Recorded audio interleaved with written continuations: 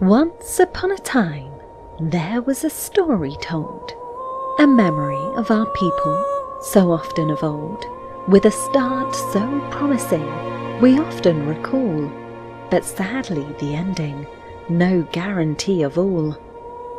Thinking of happily ever after, a myth or just a dream, that life will bring us joy and love, or so it would seem, but no matter the ending, our memories will stay.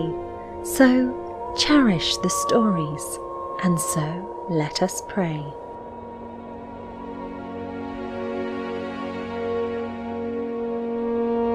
Memory is a broken mirror, shattered fragments of past life, reflecting the moments that give each of us strife. Bright gleams of light fading away soon, blurring the lines of reality and dreams that we swoon.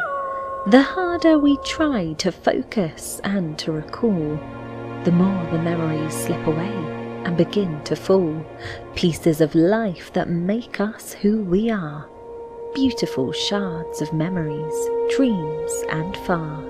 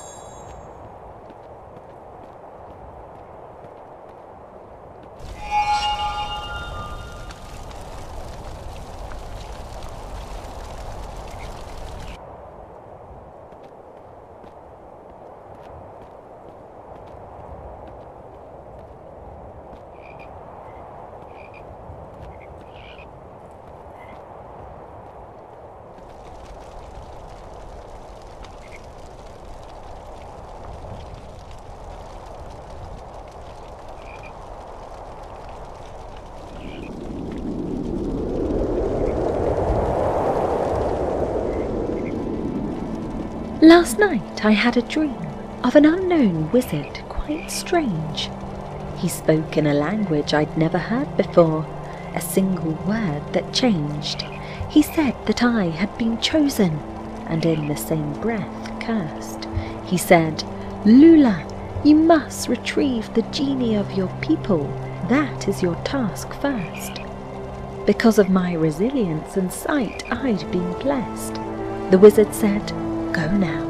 You must pass the test."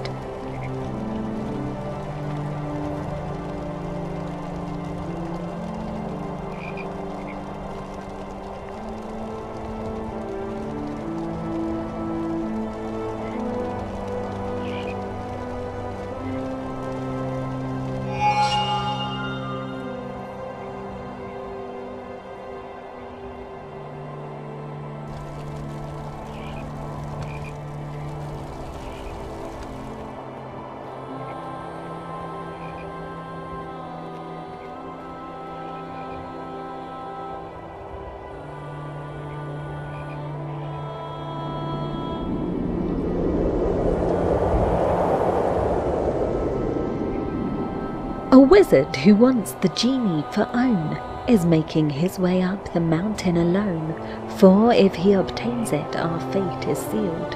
We'll never again choose our own path to yield.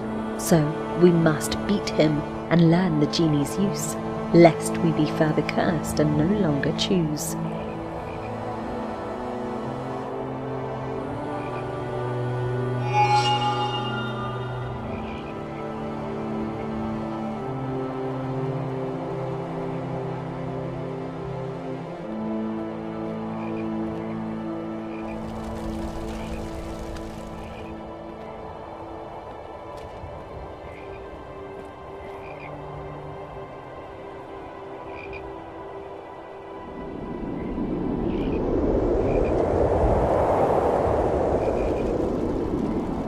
I felt a call to go. I had to answer it. So I set off. I could not linger a bit. Though the path may be long and the journey hard, I had no fear, for I knew I'd go far. Though I may walk alone, I knew I was not, for my guide unseen was never forgot. I knew I had a mission, a task I must do, and I knew it was my own, only I could pull through. The sun rose slowly, and the sky did light. I had to embark on a journey of might. To the mountain of fire I had to go, to complete this task that only so.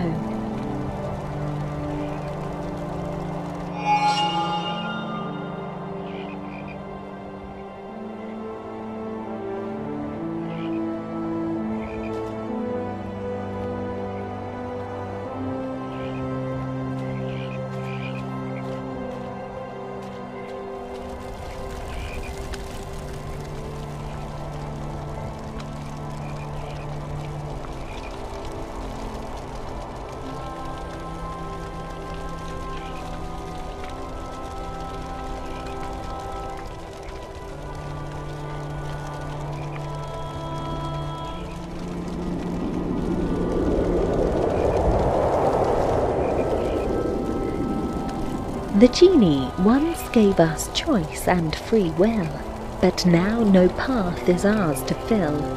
The shamans say that I'm a weaver and a walker, only I have that right to squawk her. We have hunters and fishers, collectors and keepers. In this village we are all equal seekers, but I have been blessed with a special fate. The shamans have granted me a different path to take.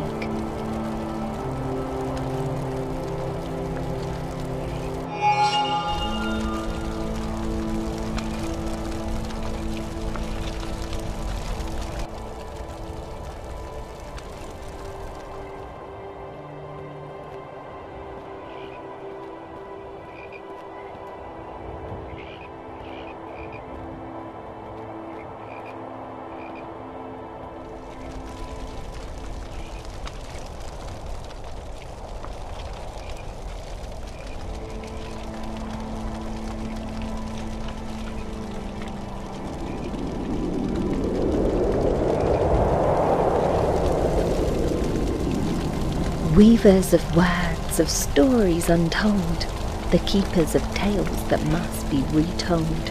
Poets and singers, their songs will resound, the warp and woof of our history found.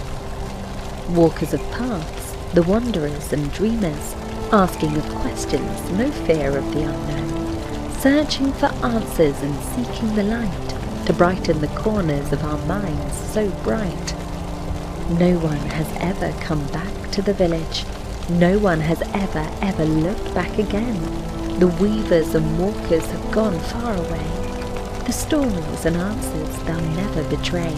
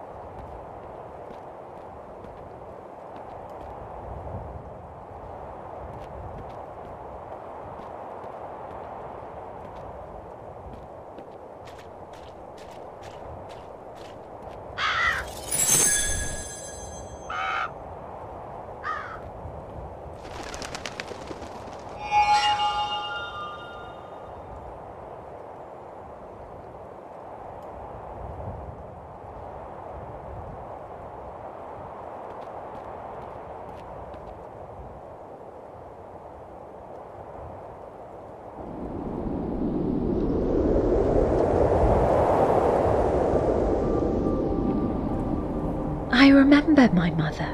I recall her sweet face, though she had to leave me without even a trace. She was determined to find a way to break the spell. The genie's return was the only thing that could help. She was certain she was a weaver, not a walker that day, But the shamans had spoken and she had no say. So she left me in sorrow, her dreams unfulfilled. And I have dreamt of her ever since, and the village she left still.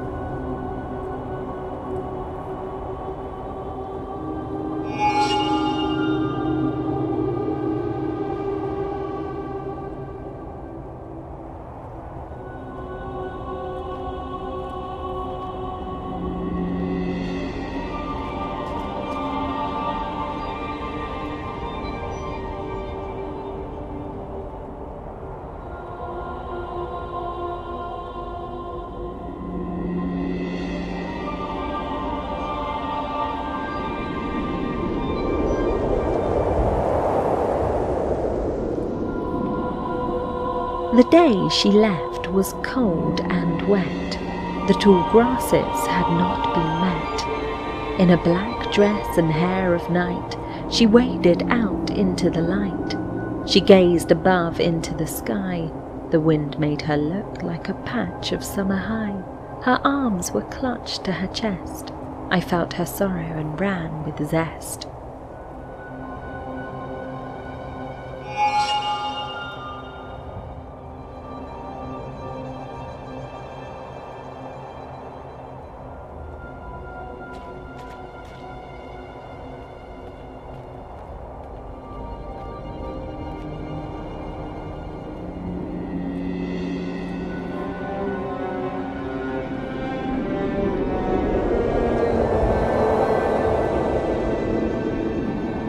As I watched her go, I thought of tears and the words that we would never share, of a life that could have been, but was never meant to be there. The rain kept falling all around, but I was standing still in time, for I knew in my heart the longest goodbye was mine.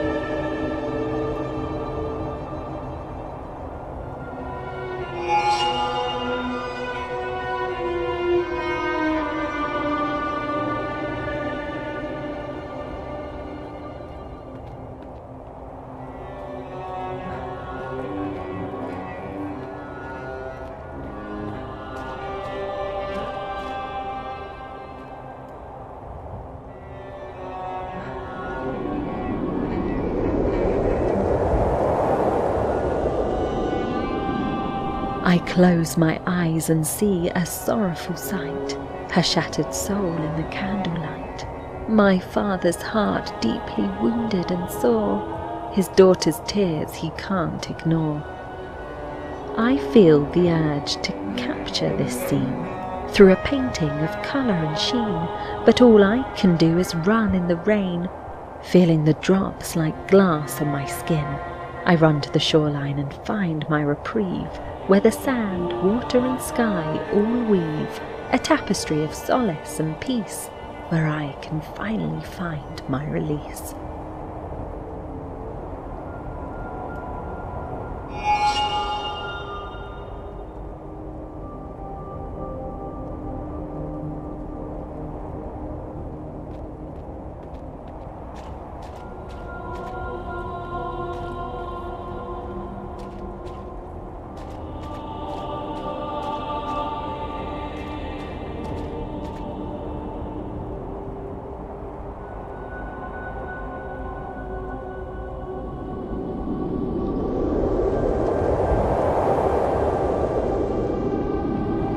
For 10 long winters I've delved in my mind.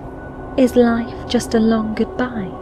A bright spark of imperfection in a sea of nothing sublime? For this reason the shamans called her a walker, not a weaver of fate, for she had no answers, only questions, a journey of faith to take. A journey to find the genie, to fill her heart's cracked vessel, a path of mystery and wonder, an answer she must unravel.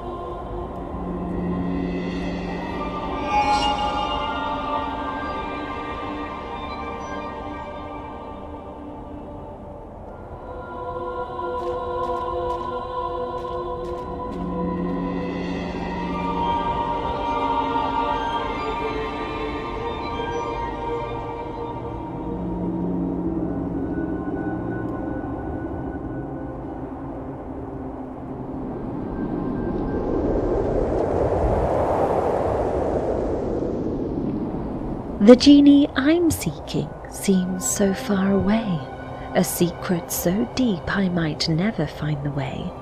What power could it hold? What difference could it make? Could it harbour the freedom it seems I must take?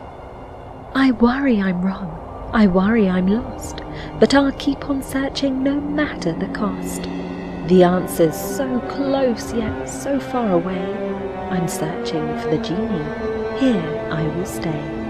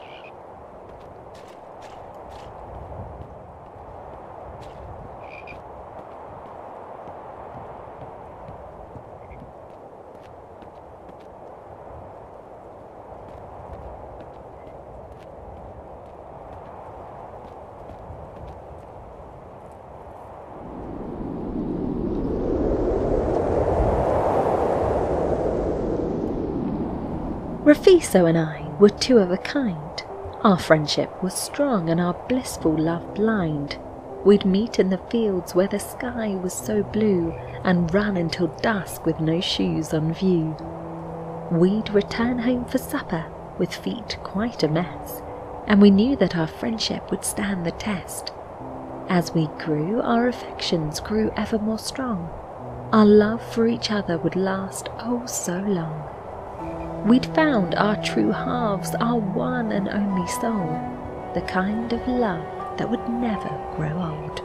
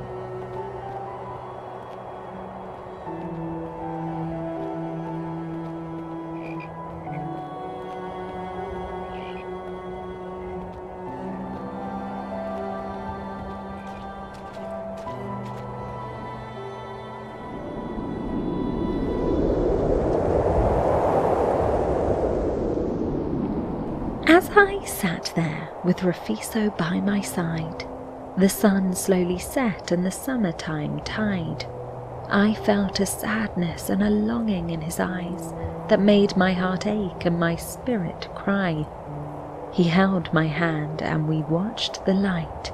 His face was solemn, his words so slight. He looked at me and kissed me on my head and said, "I have to go," my heart filled with dread.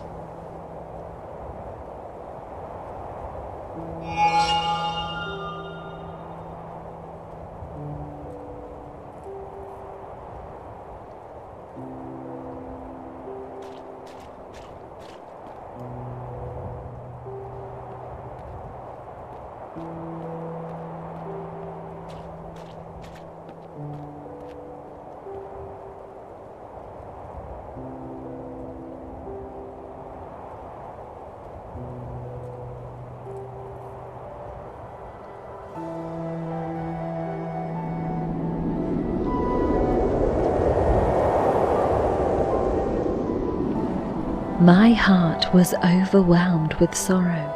As he said goodbye and made his way, I asked if he knew he'd be alone tomorrow. He said it was the only life he could not delay. Our friendship has meant so much to me, but he knew he must go and make his own way. The fear of emptiness was greater than his fear of being alone. So he said goodbye, and I had nothing more to say.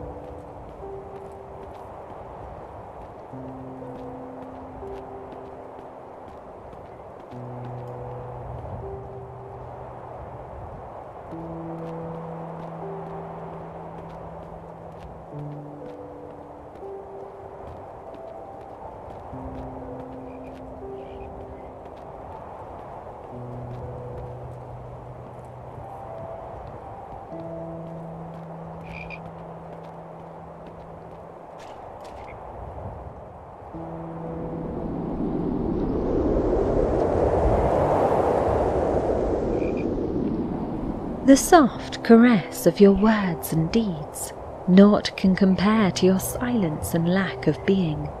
The jovial tones that filled the air as we lay upon the mossy ground, a flower placed in my hair. You admired your handiwork so fair, your platitudes so sweet, yet knowing that my love you'd never meet. Forever, you said, your breath upon my cheek, lying there in a bed of blooms so meek.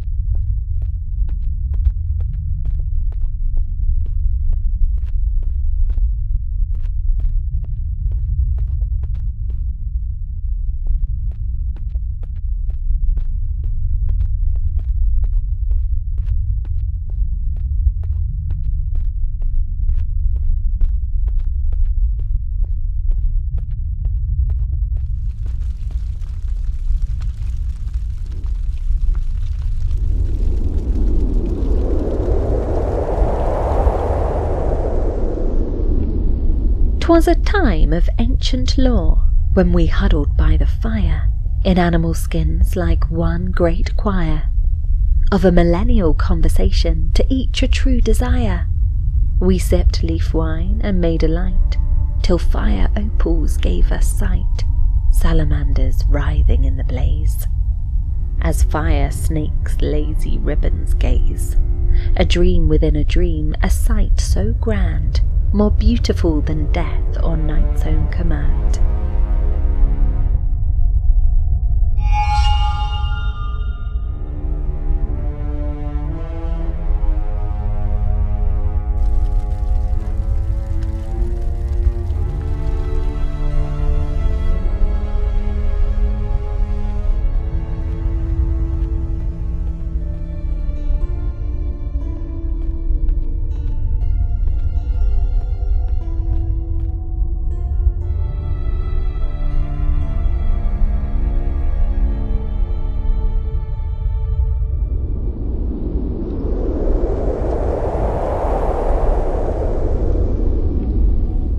something in our past so deep, though knowledge we had tried to keep, the secrets etched on ancient walls, spoken down the ages' halls, we'd grown complacent, blind and numb, the truth obscured, no longer to come. Or maybe nothing, just a dream, of minds that thought they were supreme. The drawings on the cave walls were no more than a child's doodles, nothing to explore.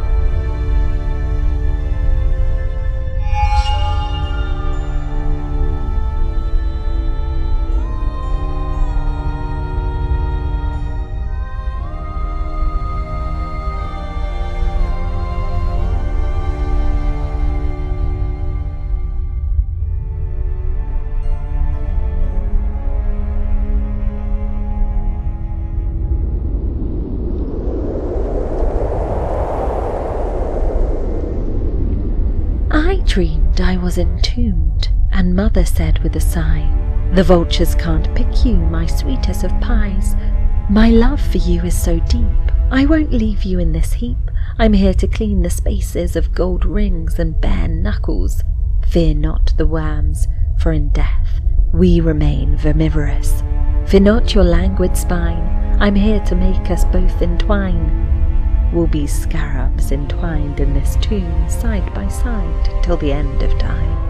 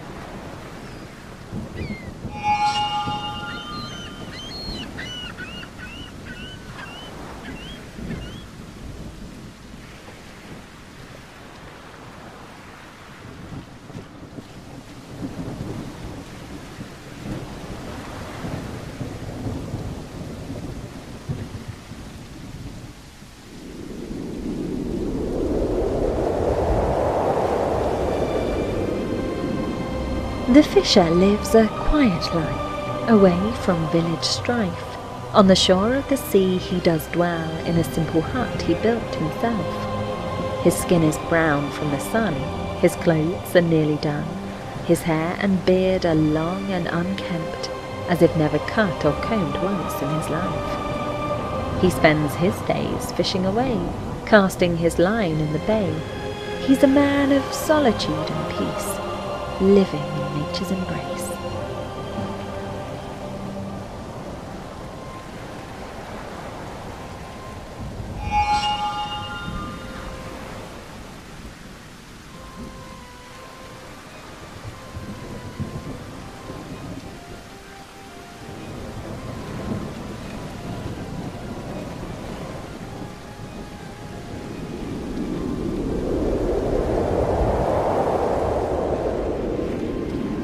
The fisher never took a wife and had no kids.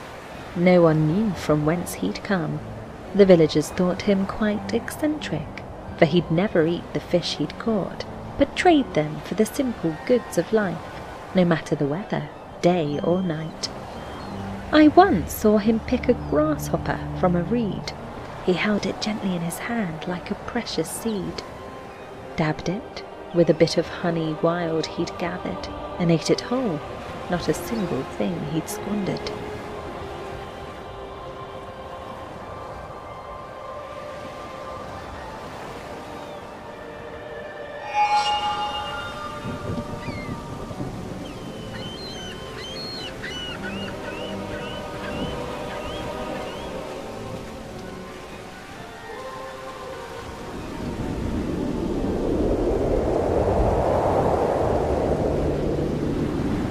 The fisher had a plan that he would not depart, to catch each fish individually by its own art.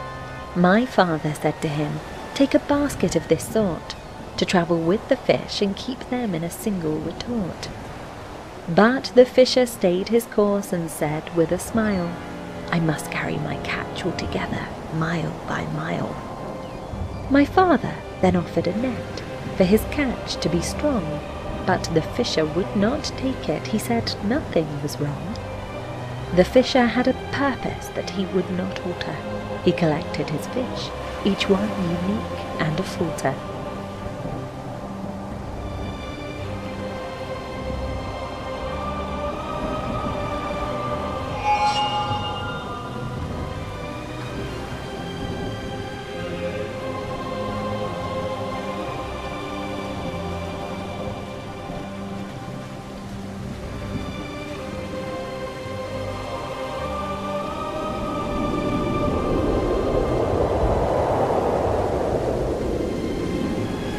I sat and watched the fisher quite still, his eyes on the skies without a thrill.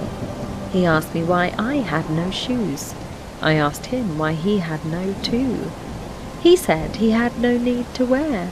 I thought it odd, I must be fair, but something told me he was wise, for shoes or not, he'd seen the skies.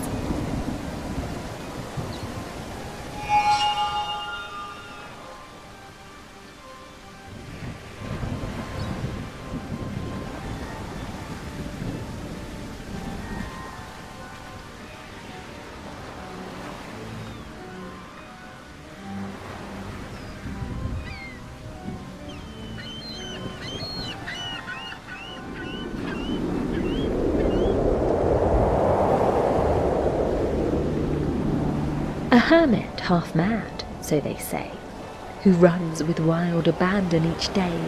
Though his feet are sore and his soles are bare, he does not wish for shoes to wear.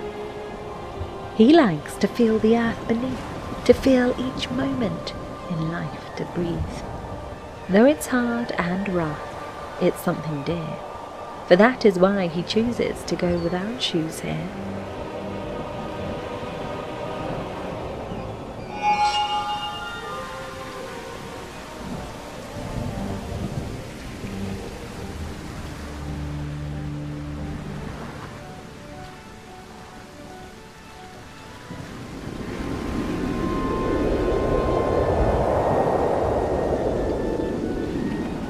Though the world may say I'm mad for caring more than I have had, I say it's truer madness still to collect more than we need to fill the void of life's emptiness, for in the end it's us who are possessed.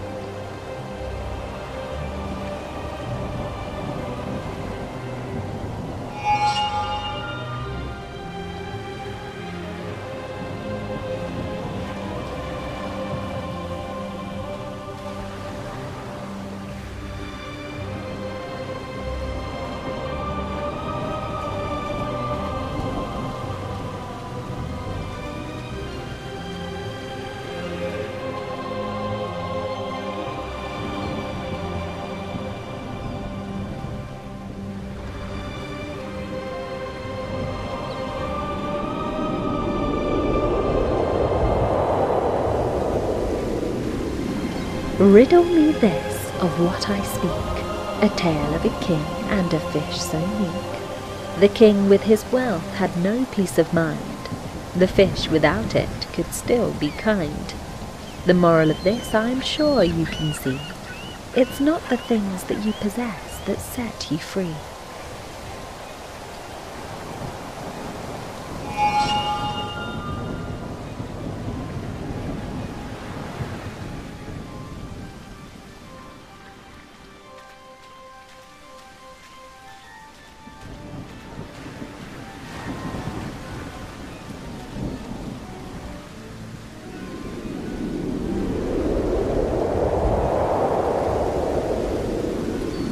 A king who hoarded all he saw was master of the things he'd store. He gathered riches, yet his need increasingly he'd want for more. His every whim was met, though his kingdom sadly fell. The more he gained, the more he'd jealously hoard. His wife and son neglected, he'd pile up his wealth in a chamber sealed away by a key. A son so young and filled with glee found the key to set him free from the chamber of his dad. The door he opened, delighted and glad.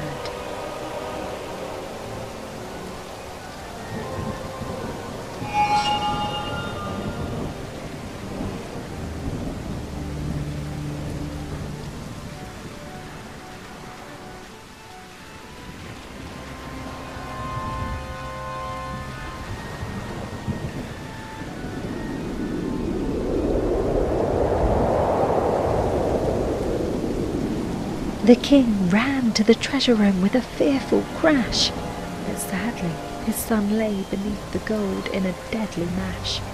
He dug with might and main, but his efforts were in vain, for his only son was now lost, and his love too late he did gain. He had collected things of wealth, but the only thing that mattered was gone, and the king in grief and sorrow wept for what he had done.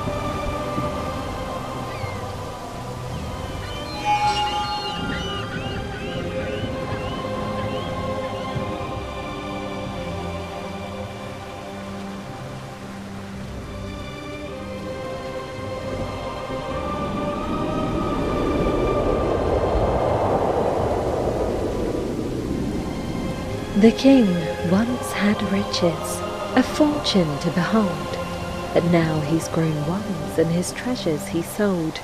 He gave away all that was his to the poor, and he set out alone to live without more. Was this mad fisher once a king? I found it hard to believe, but he said, "Lula, wisdom comes at a cost, and it's not easy to retrieve." He had a saying to share, "It's wisdom the owl does bring. The wings of knowledge only stretch at twilight's ring."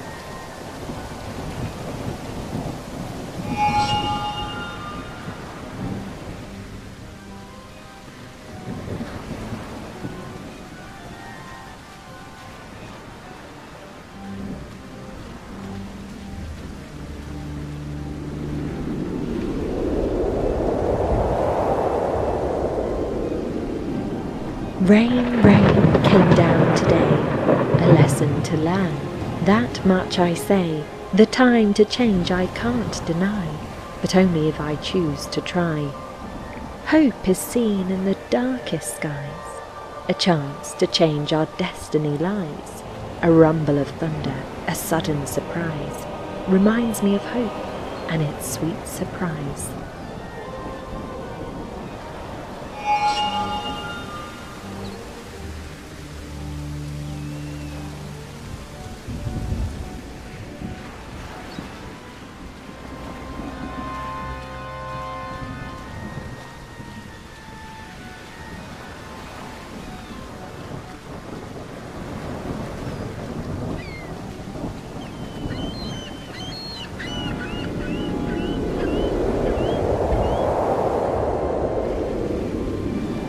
The fisher looked up at the sky with a smile.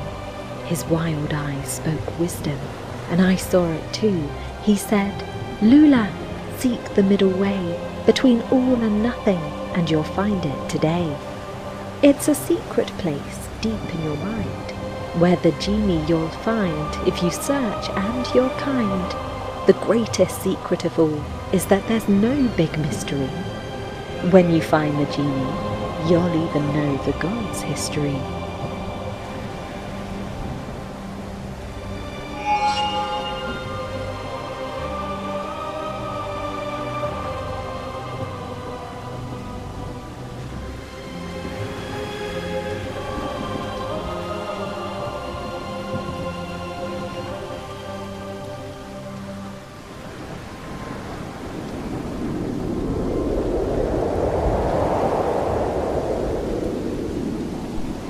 A madman spoke of a genie. It made no sense to me that there was a secret of no secret at all, but I listened to his call. He said he'd been told by a wizard in a dream to search for a genie, or so it did seem. Was it a dream or was it real? I can no longer tell. Are we all in a dream? Is a godly being real? I'm starting to feel confused beyond belief. I can only hope the genie is true, and the madman's words will ring true.